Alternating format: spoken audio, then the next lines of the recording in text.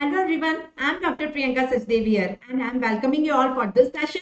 So today I'm here to continue my series on image-based questions. We have started the series.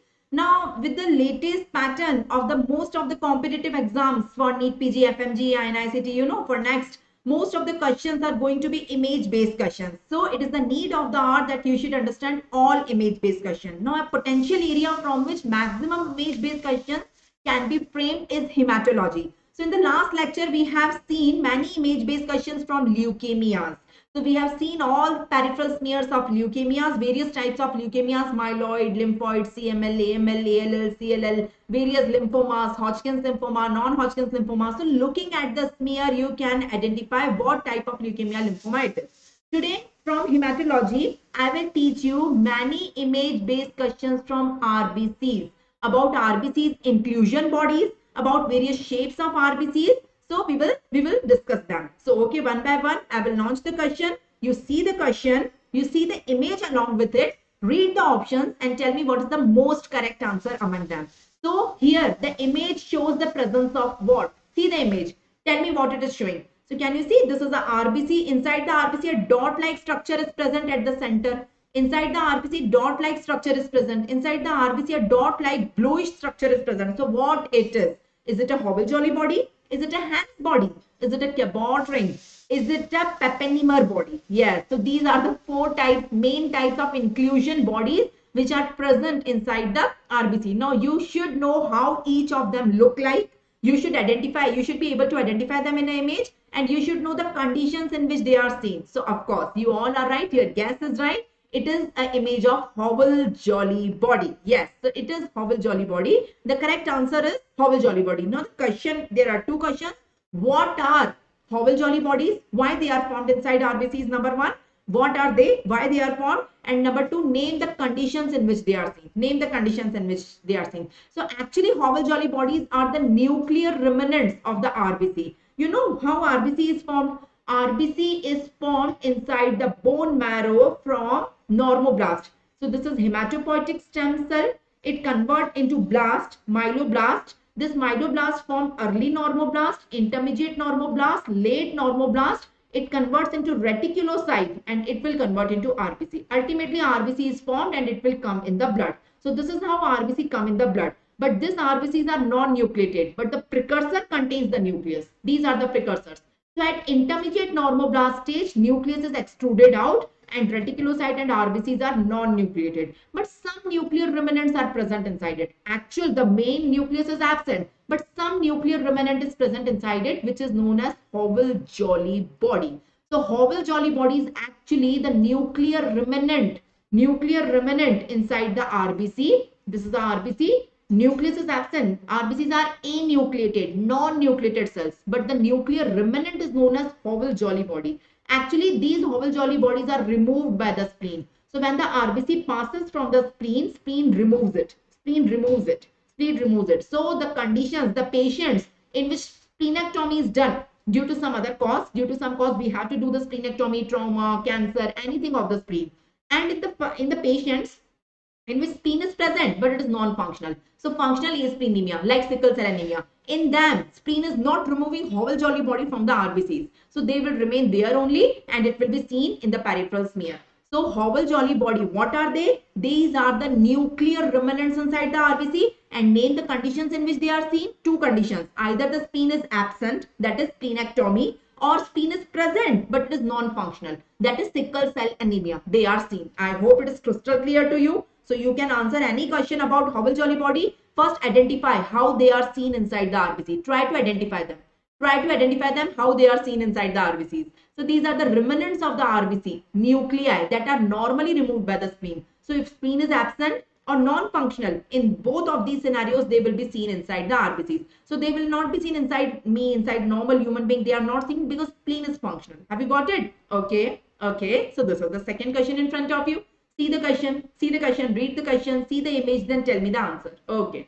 So again, it is based on RBC inclusions. RBC inclusion is a very potential area for image-based questions. Please understand. So a 6-year-old boy presents with lethargy and abdominal pain. Okay. Hemoglobin is 8. That's why the patient is lethargic. Patient is anemic with increased serum iron and increased ferritin. So patient is having increased iron in the blood and increased ferritin in the blood. So the cause of anemia is not iron deficiency anemia. In iron deficiency anemia, both of them decreases. The cause of anemia is some other anemia. You know which type of anemia? It can be sideroblastic anemia. It can be sideroblastic anemia in which iron is increased, ferritin is also increased, and still iron is more, ferritin is more, but it cannot be utilized for formation of hemoglobin, but still the hemoglobin is less. There is abundant of iron in the blood, abundant of ferritin in the blood. Still, it cannot be utilized for formation of hemoglobin, and the patient is anemic, having 8 hemoglobin only. So that is the thing. And if we take the peripheral smear, you see peripheral smear RBCs are showing something. See, this is the RBC. See, at the periphery of the RBC, some dot-like structures, multiple dot-like structures are seen. Now compare this with the previous image. In the previous image, a single dot was present. In the Howell-Jolly body, a single dot was present, that too at center. Here multiple are present, that too at the periphery. That were also blue dots, that these are also blue dots, basophilic dots inside the RBC. What it is? What it is? Those were the nuclear remnants seen in splenectomy patients. What are these? Yes, any guess? It is not Howell-Jolly body. Howell-Jolly body is single and it is central. Here it is multiple and peripheral. It is not basophilic stippling, so seen in lead poisoning. Yes, what is it Hens body or Papenheimer body? Yes, you all are right. Your guess is right. It is Papenheimer body. So what is Papenheimer body? As I have told you, the patient is having abundant of ferritin. The ferritin will aggregate and form these bodies in the RBC. So it is the ferritin aggregation. It is the aggregation. It is not nuclear remnant. It is ferritin aggregation. So these are basophilic, blue color erythrocytic inclusions that are located at the periphery, and these are multiple. These are the ferritin aggregates. These are the ferritin aggregates, and these are seen. Ferritin is iron only, no? Ferritin is the storage form of iron. So these are ferritin aggregate. But ferritin is seen in non-Pearl stain or Prussian stain. This is not Pearl stain. This is not Prussian stain. Why these are seen on normal Romanowski stain? You can see this is a Romanowski stain. Yes or no? This is Romanowski stain. So why these are seen in Romanowski stain? Because it is not ferritin which I am seeing this blue color dot. Actually, these are the clumps of ribosomes which are coming on this ferritin aggregate. Have you got it? So this is a RBC. Inside the RBC, if the blood contains excess of ferritin, this ferritin will go inside and they will accumulate here at the periphery. The ferritin will accumulate in the form of the bodies. Multiple bodies are formed. On this ferritin bodies, clumps of ribosomes will come. Clumps of ribosomes are coming and binding on the ferritin. These ribosomes are looking here, the blue color dots. The ferritin is there, but it is not visible on Romanowski stain. It will be visible on Pearl stain or Prussian blue. Have you got it? That is known as Papenheimer body. So Papenheimer body are blue color bodies, basophilic. These are the inclusions in RBC. These are multiple and present at the periphery. These are actually ferritin aggregates, and they are seen on Romanowski stain because of clumps of ribosome which precipitate on this, which got precipitated on this ferritin aggregates. So that is the thing. If you do Pearl stain also, they will be visible. On Pearl stain, we see ferritin. On Romanowski stain, we are seeing ribosomes. So these are the clumps of ferritin as well as ribosomes. You can say yes or no. Give me a thumbs up. Give me a thumbs up. I tried hard. On ferritin or on Prussian or Pearl stain, they contain iron, so they will stain there also. They will stain there also. Okay, next question. This is the next question. Now, see the RBC inclusion, what it is made up of. First, identify what stain it is. Of course, it is not a Romanowski stain. See the RBC. In Romanowski stain, the RBCs are reddish pinkish in color. See here, RBCs are green colored. Bluish green color. It is a supravital stain. It is not Romanowski stain. So something is seen on, it is not Prussian blue also. Prussian blue is complete blue stain. So you have to identify the stain first. It is not Romanowski. It is not Prussian or Pearls. Prussian and Pearls is same. Yeah? That is for iron. It is supravital stain. So something is seen inside the RBC only on supravital stain. Can you see multiple dot-like structures? Again, bluish basophilic dot-like structures. So these are seen inside the RBCs, and a supravital stain is the clue here. So some dot-like structure, what it is? First identify the body, then tell me the composition. Yes, anyone? What it is? So something, some RBC inclusion which is visible only on supravital stain. Yes, it is Haynes body. It is Haynes body. And Haynes body is made up of denatured hemoglobin. That's why the answer is D, denatured hemoglobin. So what it is? It is seen on supravital stain. The image shows a supravital stain. It is showing a Haynes body. Haynes body and Haynes bodies are denatured hemoglobin. Denatured hemoglobin, it's stain only on supravital stain, that is crystal violet. It is not seen. It is not seen on Romanowski stain. So name the conditions in which Haynes bodies are seen. Haynes bodies are not seen on Romanowski stain. Please take it. That is the difference between Papenheimer body and Haynes body. Haynes body and Papenheimer body. So you can see it is denatured hemoglobin. Hemoglobin means heme. So these are the aggregates of heme. Listen. These are seen in G6PD deficiency, glutathione synthetase deficiency, drugs, toxins, and unstable hemoglobin. Main is G6PD deficiency. Okay. So in the last question and in this question, what is the difference? Who will tell me the difference? In the last question also, we have seen a RBC inclusion. Here also, we have seen a RBC inclusion. In the last question, we have seen Papenheimer bodies. So multiple blue color bodies seen at the periphery of the RBC. Here also multiple blue color bodies seen anywhere in the RBC. Done anywhere in the RBC. These were Papenheimer bodies. You just see the spelling may be incorrect. Here it is Haynes body. So what is the difference between them? Papenheimer bodies are aggregates of ferritin. Haynes bodies are the aggregates of heme. Denatured heme or denatured hemoglobin. It is not ferritin, it is not iron, pure iron. It is heme or denatured hemoglobin, you say. It is Haynes body, H for H. And Papenheimer body are made up of ferritin. The biggest difference, Papenheimer body is also seen on Romanowski stain along with Pearl stain. It is seen on Pearl's or Prussian stain because it is made up of ferritin. And it is seen on Romanowski stain also. Haynes bodies are seen only on supravital stain. These are seen on supravital stain. Have you got it? The difference. Give me a thumbs up. That is Haynes bodies.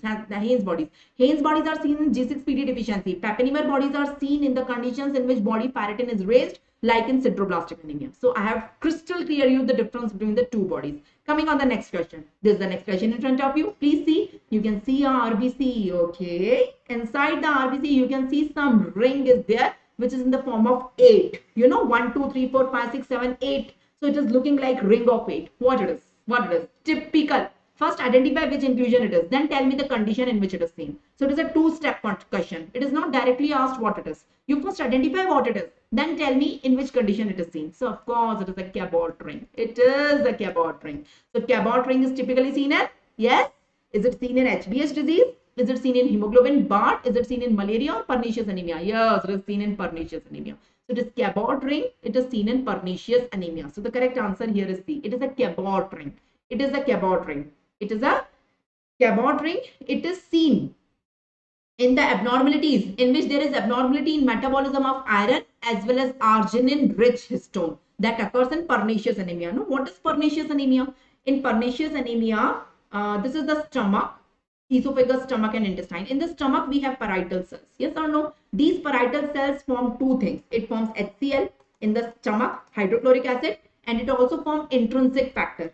Intrinsic factor is required for the absorption of vitamin B12. So whatever vitamin B12 the person is eating in the diet, that will get absorbed only if this intrinsic factor is secreted by the parietal cell. Now in pernicious anemia, person forms antibodies against the parietal cells, autoantibodies. So these autoantibodies will cause the destruction of parietal cells. So patient will have two problems. HCl is not formed, that is achlorhydria, and intrinsic factor is not formed. So patient will have deficiency of vitamin B12, that is megaloblastic anemia. So patient will have achlorhydria along with megaloblastic anemia in pernicious anemia. Along with that, there is problem with arginine-rich histone absorption. So it will lead inside the RBC, a ring is formed that is known as Cabot ring. So Cabot ring typically seen in pernicious anemia in which there is problem in metabolism of iron as well as problem in metabolism of arginine-rich histone. Have you got it? That is the problem. So coming to the next question, next inclusion body. So C, spot the diagnosis. See, there are two RBCs I can see abnormal here, or three, this one also. There are three RBCs which are abnormal. Inside them, I can see multiple dot like structures. What it is? Multiple bluish dot like structures.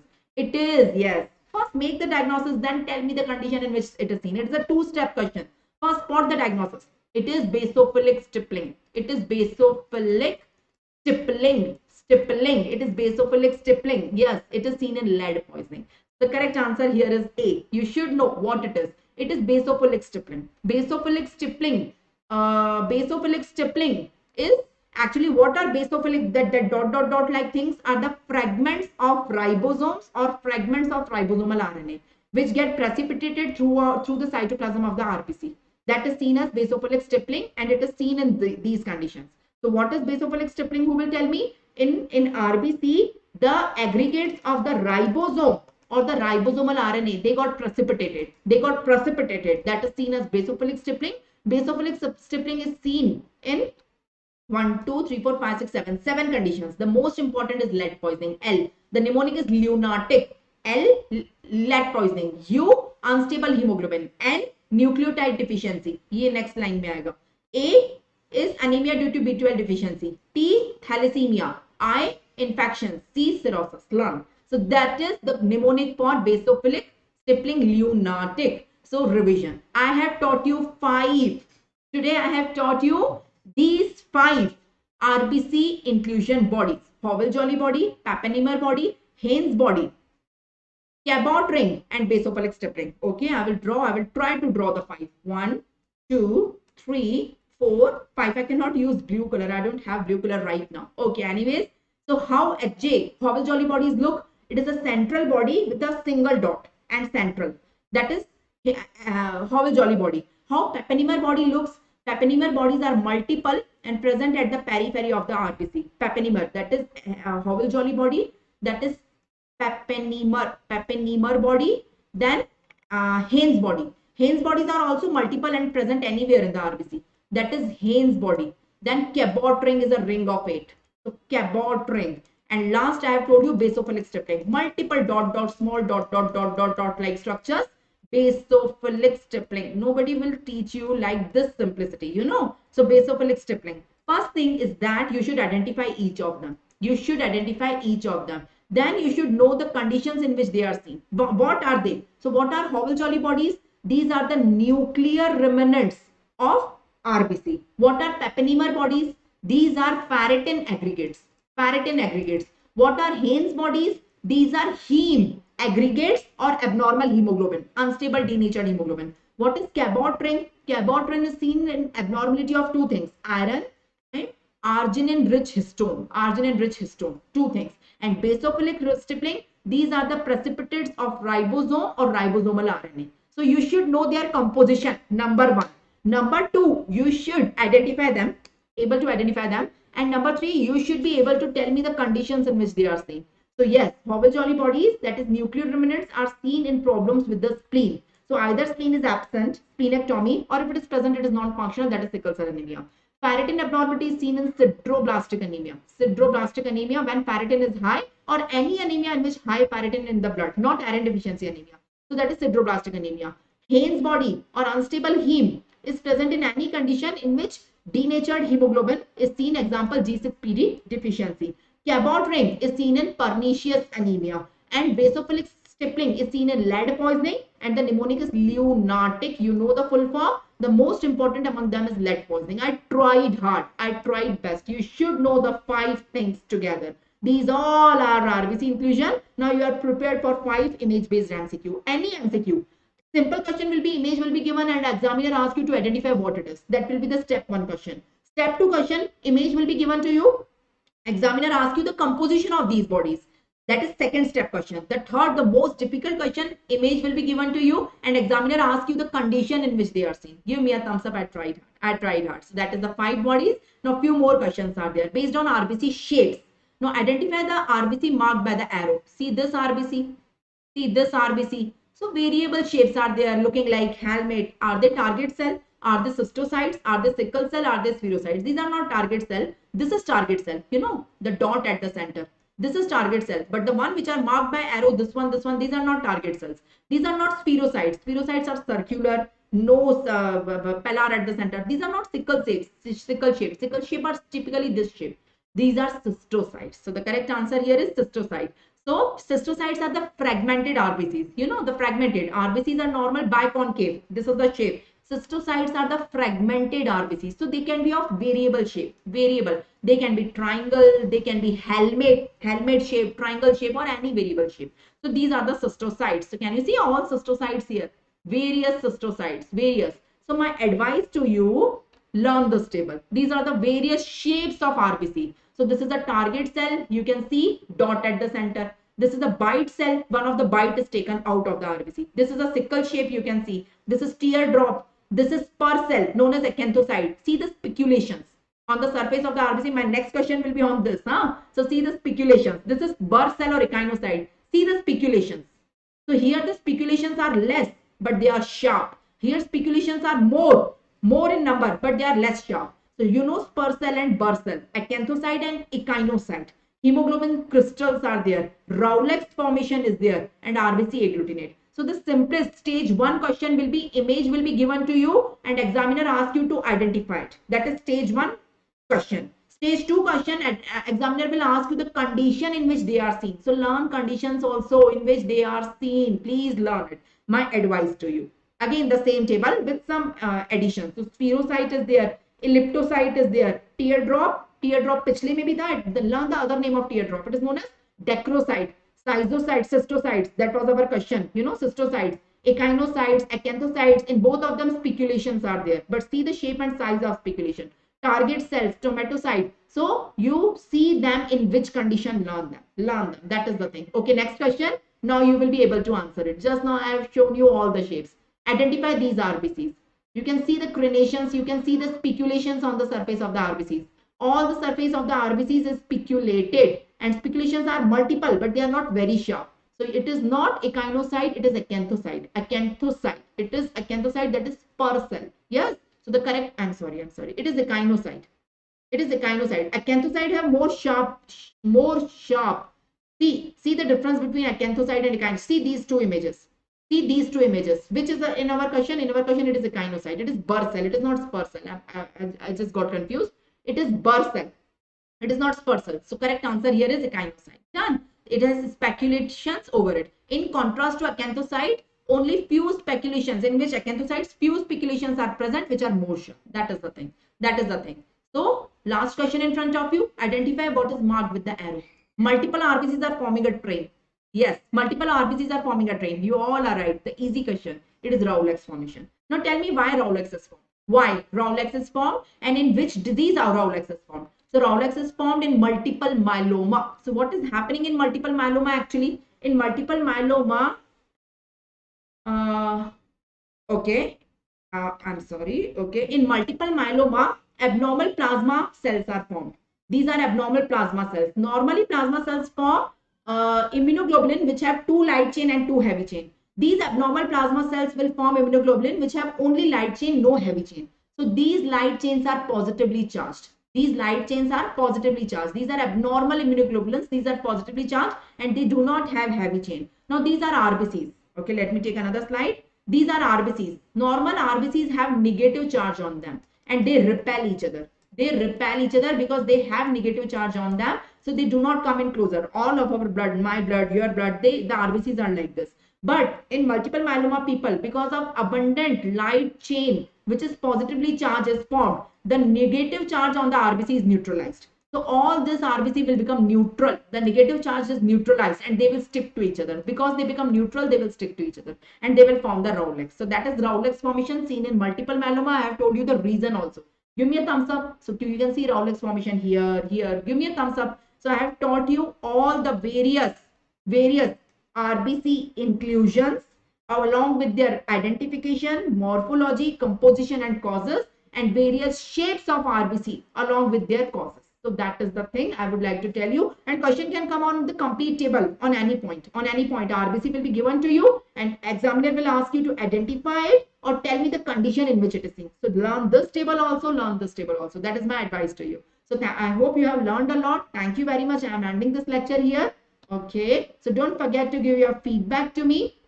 If you want more detailed lectures and recordings on all of these, so multiple image-based questions are already available. Where? Not on YouTube. They are available on the special classes, free special classes on Unacademy app. So go to the Play Store, install Unacademy Learners app from there. After installing, go to NEET PG category. Select category as NEET PG. After going in NEET PG category, search my name in educators. My name is Dr.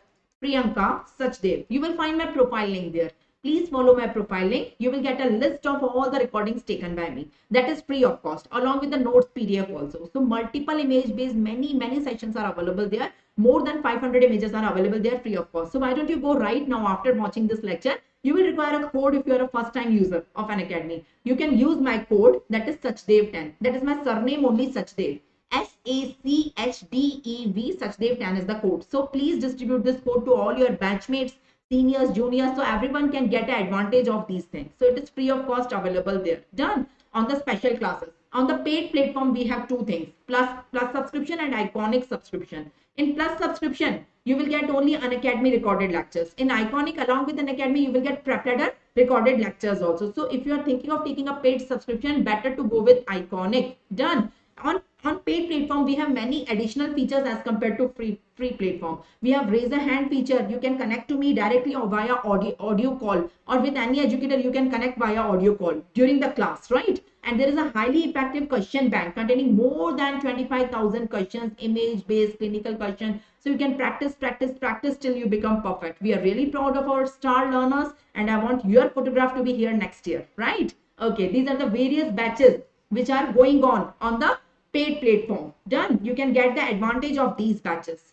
Last two offers for you. If you take a subscription for 24 months, you will get 4 month additional. If you get a subscription for 12 months, you will get 2 month additional. Done. These are the various subscription plans available in Iconic. These are the various subscription plans available in the Plus. The minimum is 1 month and maximum is 4 years. 4 years. Whatever subscription suits to you, you can take of your choice, Plus or Iconic. Longer the subscription, cheaper it is. You can see the cheapest is the 4 year. You can convert it into monthly installment also. So if you are a first prof, second prof, or pre-final year student, go for a longer subscription, 4 year, 3 year, 2 year. That is my advice to you. If you are intern, go for 1 month, 3 months, 6 months. So that is your wish. Whatever subscription you are planning, you will get a discount on it above this price. If you use my code, that is Sachdev10. So my code is Sachdev10. So in short, the summary is that the code is useful for all students, whether they want to watch only free classes or whether they want to take the advantage of paid classes also. If you want to watch free classes, you can use this code to unlock the free class and download the PDF for free classes only. And if you want to take the paid subscription, whether Plus or Iconic, if you use this code, you will get heavy discounts. You will get 10% discount. Done. That is genuine discount. So don't forget the code, distribute it to everyone and everyone will get benefit of it. Okay, thank you. Bye-bye. I'm ending this lecture.